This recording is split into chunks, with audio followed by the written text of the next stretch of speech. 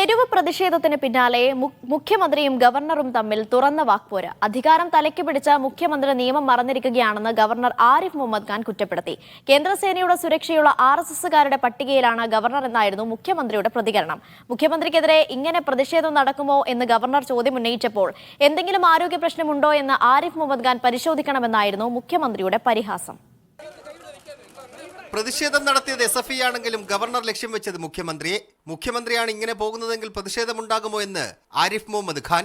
If Chief Minister is passing by that road, will 22 people will be allowed to gather there with black flags in the presence of more than 100 policemen? അധികാര സ്ഥാനങ്ങൾക്ക് ഇരിക്കുന്നവർക്കെതിരെ പ്രതിഷേധമുണ്ടാകും. അവിടെ പക്വത കാണിക്കണമെന്ന് മുഖ്യമന്ത്രിയുടെ മറുപടി. സ്വയം വിവേകം കാണിക്കുക എന്നുള്ളതാണ് പ്രധാനം. അത് നമ്മൾ ഈ എന്ന് പറഞ്ഞ് പഠിക്കുന്നതല്ല, സ്കൂളിൽ നിന്ന് പഠിക്കേണ്ട കാര്യമല്ല. നമ്മൾ തന്നെ സ്വയം അനുഭവത്തിലൂടെ ആർജിക്കേണ്ട കാര്യമാണ്.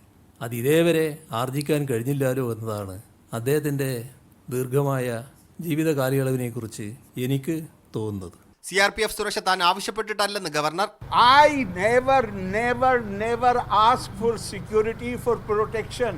CRPF കേരള ഭരണം ഏറ്റെടുക്കുമോ എന്ന് മുഖ്യമന്ത്രിയുടെ മറുചോദ്യം. ഒപ്പം CRPF സുരക്ഷയിൽ പരിഹാസവും. നമ്മുടെ കേരളത്തിൽ ഇപ്പം തന്നെ ചിലർക്ക് കേന്ദ്ര സുരക്ഷയുണ്ട്.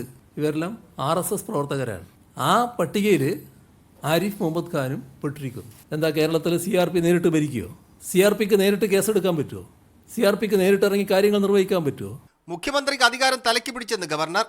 വല്ല രോഗവുമുണ്ടോ എന്ന് ആരിഫ് മുഹമ്മദ് ഖാൻ പരിശോധിക്കണമെന്ന് മുഖ്യമന്ത്രി.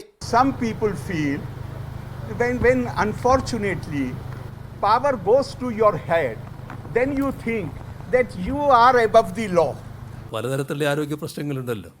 അതിൽ ഏതെങ്കിലും തരത്തിലുള്ള പ്രശ്നങ്ങൾ അദ്ദേഹത്തെ ബാധിച്ചിട്ടുണ്ടോ എന്നതും പരിശോധിക്കുന്നത് ഈ ഘട്ടത്തിൽ നല്ലതാണെന്നാണ് തോന്നുന്നത്. നയപ്രഖ്യാപനം പൂർണ്ണമായി വായിക്കാതിരുന്ന ഗവർണറുടെ നടപടിക്കെതിരെയും മുഖ്യമന്ത്രി രൂക്ഷമായി പ്രതികരിച്ചു. കേരളത്തോടുള്ള അവഹേളനമാണ് ഉണ്ടായിട്ടുള്ളത്. അതേസമയം ഭരണഘടനയെ അവഹേളിക്കുന്ന നിലപാടുമാണ് ഉണ്ടായിട്ടുള്ളത്. അദ്ദേഹത്തിന് നയപ്രഖ്യാപനം പ്രസംഗം വായിക്കാൻ സമയമില്ല. 1.5 മണിക്കൂർ റോഡിൽ കുത്തിയിരിക്കാൻ നല്ല സമയമുണ്ട്. വളരെ ബേഷ്. ആരിഫ് മുഹമ്മദ് ഖാൻ സർക്കാർ പോരുടനൊന്നും അവസാനിക്കില്ലെന്നാണ് പ്രതികരണങ്ങൾ വ്യക്തമാക്കുന്നത്. മീഡിയ 1 തിരുവനന്തപുരം.